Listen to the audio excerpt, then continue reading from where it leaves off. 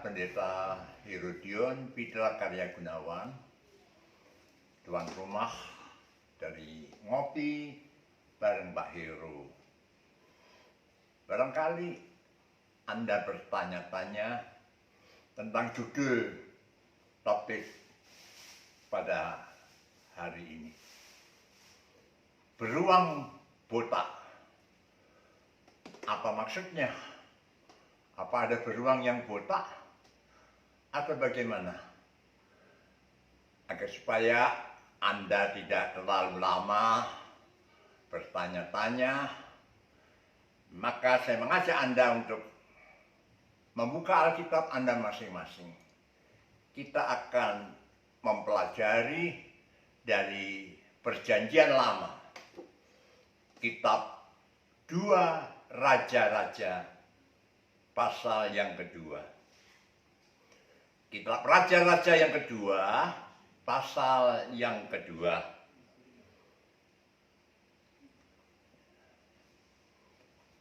Kalau Anda sudah siap, mari kita baca bagian per bagian.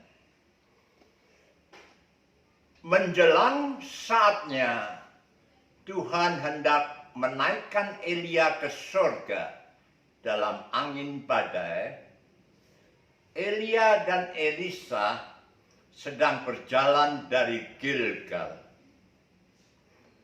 Berkatalah Elia kepada Elisa, "Baiklah tinggal di sini, sebab Tuhan menyuruh aku ke Betel." Tetapi Elisa menjawab, "Demi Tuhan yang hidup dan demi hidupmu sendiri, sesungguhnya aku tidak akan meninggalkan engkau." Lalu pergilah mereka ke Betel. Pada waktu itu keluarlah rombongan nabi yang ada di Betel mendapatkan Elisa. Lalu berkatalah mereka kepadanya, "Sudahkah engkau tahu bahwa pada hari ini tuanmu akan diambil daripadamu oleh Tuhan, terangkat ke surga?" Jawabnya, "Aku juga tahu, diamlah." Berkatalah Elia kepadanya, "Hai Elisa, baiklah tinggal di sini, sebab Tuhan menyuruh aku ke Yeriko." Tetapi jawabnya, "Demi Tuhan yang hidup dan demi hidupmu sendiri, sesungguhnya aku tidak akan meninggalkan engkau." Lalu sampailah mereka di Yeriko. Pada waktu itu mendekatlah rombongan nabi yang ada di Yeriko kepada Elisa, serta berkata kepadanya, "Sudahkah engkau tahu bahwa pada hari ini tuanmu akan diambil daripadamu oleh Tuhan, terangkat ke surga?" Jawabnya, "Aku juga tahu, diamlah." Berkatalah Elia kepadanya, "Baiklah tinggal di sini, sebab Tuhan menyuruh aku ke sungai Yordan." Jawabnya, "Demi Tuhan yang hidup dan demi hidupmu sendiri, sesungguhnya aku tidak akan meninggalkan engkau." Lalu berjalanlah keduanya. 50 orang dari rombongan nabi itu ikut berjalan, tetapi mereka berdiri memandang dari jauh ketika keduanya berdiri di tepi sungai Yordan. Saudara-saudara, bagian dari Alkitab tadi menceritakan momen di mana Tuhan akan mengangkat Nabi Elia ke surga. Apa yang menarik perhatian kita? Pada waktu Elia dan Elisa berjalan bersama-sama dari Gilgal, kemudian Elia berkata, "Elisa, kamu tinggal saja di sini, jangan ikut aku, sebab Tuhan menyuruh aku ke Betel." Tapi apa jawab Elisa? "Demi Tuhan yang hidup, demi hidupmu sendiri, aku tidak akan meninggalkan engkau." Dengan kata lain, Elisa tetap akan ikut. Elisa tetap akan menyertai perjalanan dari Elia. Yang menarik perhatian adalah ketika mereka akan sampai ke Betel, dikatakan ada beberapa rombongan nabi yang keluar dari Betel menjumpai Elisa. Dan rombongan nabi itu berkata kepada Elisa, apa kamu sudah tahu bahwa Tuhan akan mengangkat Elia, meninggalkan engkau? Apa jawab Elisa? "Aku sudah tahu, diamlah." Tapi saudara-saudara heran. Setelah itu Elia berkata kepada Elisa, "Kamu tinggallah di sini, sebab Tuhan menyuruh aku ke Yeriko." Katanya tadi ke Betel, sudah sampai mau masuk ke Betel, sekarang arah perjalanan berubah ke Yeriko. Tapi jawaban Elisa lagi-lagi, "Demi Tuhan yang hidup, demi hidupmu sendiri, aku tidak akan meninggalkan engkau." Dan pada waktu itu juga ada rombongan nabi keluar dari Yeriko. Berkata kepada Elisa, "Sudah tahukah kamu, Elia akan diangkat dan engkau akan ditinggal?" Apa jawab Elisa? "Aku sudah tahu, diamlah." Dan saudara-saudara, yang menarik adalah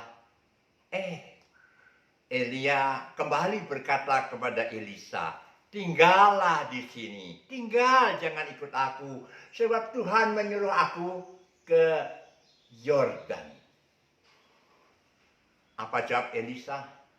"Demi Tuhan yang hidup, demi hidupmu sendiri, aku tetap tidak akan meninggalkan engkau. Aku akan tetap mengikuti engkau."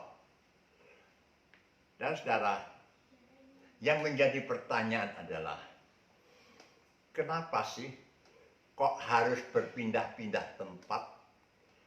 Semula Elia berkata, "Aku diutus Tuhan untuk menuju ke Betel." Setelah mau masuk Betel, Elia berkata, "Aku diutus Tuhan untuk menuju ke Yeriko." Setelah mau masuk Yeriko, kembali Elia berkata kepada Elisa, "Tuhan menyuruh aku untuk ke Yordan." Dari berpindah-pindahnya tempat, dari undangan Elia agar Elisa tidak lagi mengikuti dia untuk tinggal lagi di situ, tapi Elisa tetap ngotot untuk mengikuti Elia. Kita menarik pelajaran di sini bahwa agaknya Elia sedang menguji kesungguhan hati Elisa.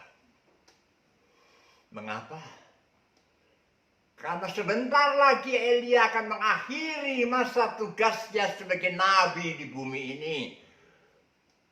Dan dia sudah mempersiapkan kader untuk menggantikan dia sebagai nabi, yaitu Elisa. Kesungguhan hati, keteguhan hati dari Elisa diuji oleh Elia. Mengapa? Karena seorang nabi harus mempunyai keteguhan hati.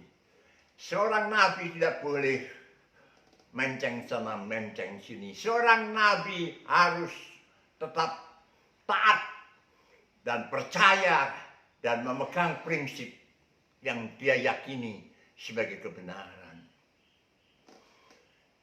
Anehnya ada rombongan-rombongan nabi yang selalu mendatangi mereka. Apa yang dimaksud dengan rombongan nabi itu? Agaknya dalam tradisi Yahudi ada sekolah-sekolah nabi. Mungkin kalau pada zaman sekarang itu adalah sekolah-sekolah teologi yang mendidik calon-calon pendeta.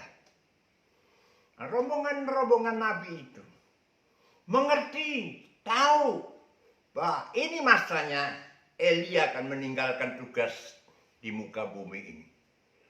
Mereka bertanya kepada Elisa, sudah tahukah kamu akan hal itu? Elisa berkata, aku sudah tahu, diamlah. Artinya, jangan kacaukan konsentrasiku. Aku sedang meniti jalan agar supaya aku siap menggantikan tugas dari tuanku, Nabi Elia. Lantas apa yang terjadi saudara sekalian? Rombongan nabi yang dari Yeriko berhenti pada waktu mereka sampai di tepi sungai Yordan. Dan dikatakan 50 orang dari rombongan nabi itu ikut berjalan, tetapi mereka berdiri memandang dari jauh. Ketika keduanya, yaitu Elia dan Elisa, berdiri di tepi sungai Yordan. Lalu apa yang terjadi saudara? Mari kita perhatikan ayat yang ke-8. Lalu Elia mengambil jubahnya, digulungnya, dipukulkannya ke atas air itu. Maka terbagilah air itu ke sebelah sini dan ke sebelah sana. Sehingga menyeberanglah keduanya. Menyeberanglah Elia dan Elisa dengan berjalan di tanah yang kering. Dan sesudah ayat 9, dan sesudah mereka sampai di seberang, berkatalah Elia kepada Elisa, mintalah apa yang hendak kulakukan kepadamu sebelum aku terangkat daripadamu. Jawab Elisa, biarlah kiranya aku mendapat 2 bagian dari rohmu. Elia akan mengakhiri tugasnya. Dan dia berkata kepada Elisa, apa yang kau minta? Sungguh menarik permintaan Elisa. Dia berkata, berilah 2 bagian dari rohmu. Artinya apa? Elisa jadi kader dari Nabi Elia. Menghendaki supaya dia boleh dipersiapkan. Dia boleh dimampukan untuk meneruskan tugas kenabian dari Elia. Bukan dengan menjadi lebih kurang. Bukan dengan menjadi kurang bermutu. Tapi semoga kiranya Elisa boleh mempunyai tekad, mempunyai semangat, mempunyai jiwa kenabian yang jauh melebihi dari Elia. Nah, apa jawab Elia? Elia berkata demikian. Berkatalah Elia, yang kau minta itu adalah sukar. Tapi jika engkau dapat melihat aku terangkat daripadamu, akan terjadilah kepadamu seperti yang demikian.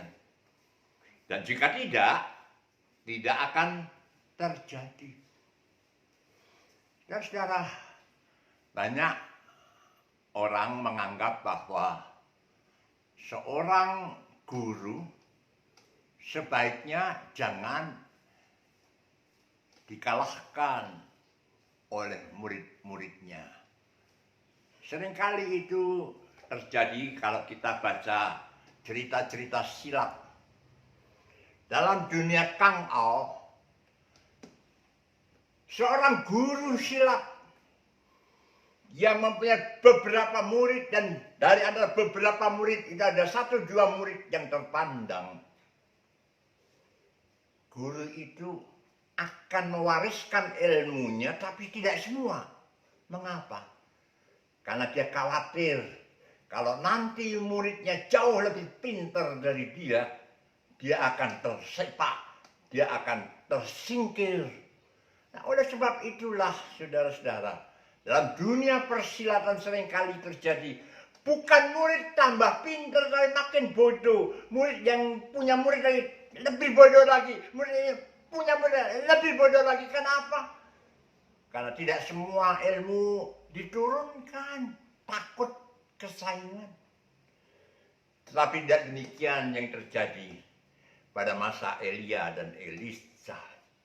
Elisa punya kemauan tekad kudus untuk boleh melaksanakan tugas kenabian, untuk boleh melanjutkan tugas kenabian ini dengan lebih berbobot, dengan lebih bermutu. Dan apa jawab Elia? Waduh, permintaanmu itu sukar. Tetapi cobalah, perhatikan nanti. Kalau engkau bisa melihat apa yang akan terjadi, keturutan permintaanmu. Kalau tidak akan terjadi apa-apa. Lantas, saudara, apa yang terjadi? Kita perhatikan selanjutnya.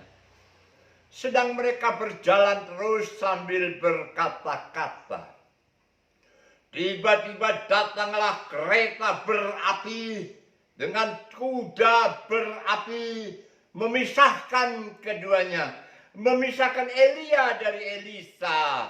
Lalu naiklah Elia ke surga dalam angin badai. Ternyata kejadian yang luar biasa diperhatikan, dialami oleh Elisa dengan mata kepalanya sendiri. Kereta berapi dengan ditarik oleh kuda berapi menjemput Elia, mengangkat, membawa Elia naik ke surga dalam angin badai. Selanjutnya, ketika Elisa melihat itu, maka berteriaklah ia, Bapakku, Bapakku, kereta Israel dan orang-orangnya yang berkuda. Kemudian tidak dilihatnya lagi. Lalu direnggutkannya pakaiannya dan dikoyakkannya menjadi 2 koyakan. Saudara, reaksi Elisa menghadapi dan mengalami dan melihat kejadian itu adalah dia begitu terpesona, dia begitu kaget, dan dia berkata, Bapakku, Bapakku. Dan kemudian dia koyak pakaiannya. Itu adalah salah satu tradisi orang Yahudi. Orang yang sedang berduka, orang yang sedang mengalami sesuatu yang sangat amat membuat hatinya terusik, menyatakan perasaan hatinya itu dengan mengoyak pakaiannya. Kita ingat juga ketika imam-imam kepala dan para tua-tua bangsa Israel, orang Yahudi, ketika menghakimi Tuhan Yesus, ketika mereka mau menyatakan kekagetannya, kecengkelannya karena Yesus, orang yang dibenci oleh mereka, dengan berani tetap menyaksikan dirinya sebagai Mesias, anak Allah yang hidup itu. Mereka mengoyakkan pakaian mereka. Mereka menyatakan mereka sangat amat berduka karena melihat hujatan menurut versi mereka. Hujatan yang telah dilakukan oleh Tuhan Yesus. Seolah-olah Tuhan Yesus sedang menghujat Allah. Nah, kembali kepada Elisa. Dia begitu kaget, dia begitu terpesona dengan fenomena itu. Dia berobek pakaiannya. Karena dia seringkali merasa seharusnya Elia masih mendampingi dia. Dia masih terlalu muda untuk meneruskan tugas panggilan yang mulia ini. Dia robek pakaiannya menjadi dua. Lalu apa yang terjadi kemudian, saudara-saudara? Kita baca selanjutnya. Sesudah itu dipungutnya jubah Elia yang telah terjatuh. Agaknya ketika Elia naik kereta berkuda yang ditarik oleh kuda, kereta berapi yang ditarik oleh kuda berapi pula, jubahnya jatuh ke tanah. Nah, kemudian Elisa memungut jubah Elia itu. Lalu dikatakan ia berjalan hendak pulang dan berdiri di tepi sungai Yordan. Tadi ketika mereka sampai di seberang Yordan, masih ada Elia. Nah, Elia yang menggulung jubahnya dan memukulkannya ke sungai Yordan sehingga terbelah ke kiri dan ke kanan. Sehingga Elia dan Elisa berjalan di tanah yang kering. Sekarang, ketika Elia sudah tidak ada, ketika Elia sudah terangkat ke surga, tinggal Elisa. Dia mau berangkat kembali ke seberang. Sungai Yordan sudah kembali seperti semula. Tapi apa yang dilakukan oleh Elisa? Dia pungut jubah Elia. Dia pungut jubah gurunya itu. Dia pungut jubah tuannya itu. Dan kemudian apa yang dilakukannya oleh Elisa? Dia mengambil jubah Elia yang telah terjatuh itu. Dipukulkannya ke atas air itu sambil berseru, "Di manakah Tuhan Allah Elia?" Dengan kata lain, Elisa mau meyakinkan dirinya sendiri, apakah sungguh dia sudah diperlengkapi? Apakah sungguh dia sudah siap untuk meneruskan tugas Nabi Elia? Dia gulung jubah Elia, dia pukulkan ke air sungai Yordan. Dan apa yang terjadi, saudara-saudara? Dia memukul air itu lalu terbagi ke sebelah sini dan ke sebelah sana. Maka menyeberanglah Elisa. Mujizat yang terjadi ketika Elia sendiri yang memukul air sungai Yordan dengan jubahnya kembali terjadi ketika Elisa dengan jubah dari guru dan tuannya itu memukul sungai Yordan, memukul air itu terbelah sini dan sana, dan dia boleh berjalan di tanah yang kering. Lalu saudara sekalian, kita baca ketika rombongan nabi yang dari Yeriko itu melihat dia dari jauh, mereka berkata, "Roh Elia telah hinggap pada Elisa." Mereka datang menemui dia, lalu sujudlah mereka kepadanya sampai ke tanah. Peristiwa itu disaksikan oleh rombongan nabi yang dari Yeriko. Ternyata Elisa memang sudah diperlengkapi. Ternyata Elisa memang sungguh-sungguh sudah siap menggantikan dan meneruskan tugas kenabian dari Elia. Mereka menerima, mereka menghormati Elisa sebagai nabi utusan Allah. Dan kemudian dikatakan selanjutnya, mereka berkata, "Coba lihat, di antara hamba-hambamu ini ada 50 orang laki-laki, orang-orang tangkas. Biarlah mereka itu pergi mencari tuanmu. Jangan-jangan ia diangkat oleh roh Tuhan dan dilemparkannya ke atas salah satu gunung atau ke dalam salah satu lembah." Luar biasa, agaknya rombongan nabi ini masih ragu-ragu. Apakah benar Elia diangkat langsung ke surga? Atau jangan-jangan di tengah jalan dilempar Tuhan kembali ke bumi? Mereka berkata, biarlah ada beberapa orang, 50 orang ini yang gagah perkasa, biar mencari di mana Tuhan melempar Elia. Mungkin dilemparkan ke atas salah satu gunung atau ke dalam salah satu lembah. Elisa menjawab, janganlah suruh pergi. Tapi ketika mereka mendesak-desak dia sampai memalukan, maka berkatalah ia, suruhlah pergi. Mereka menyuruh 50 orang. Elisa berkata, nggak usahlah. Kamu sendiri lihat, dia sudah terangkat ke surga. Kamu sendiri sudah diberitahu oleh Allah. Elia akan diangkat oleh Allah ke surga. Kok masa cari ke sana, cari ke sini? Percuma, nggak usah pergi. Tapi mereka ngotot. Nah, Elisa, ya silakan. Elisa bilang, silakan. Silakan kalau begitu. Kalau kamu tidak bisa saya beritahu, silakan. Dengan kata lain, sakarepmu sana. Lalu saudara, apa yang terjadi? Dikatakan mereka menyuruh 50 orang. Orang-orang ini mencari 3 hari lamanya. Tapi tidak bertemu dengan Elia. Karuan saja tidak ketemu. Ya memang Elia terangkat ke surga. Kok dicari ke sana ke sini. Ke gunung sana ke lembah sini. Ya nggak ada.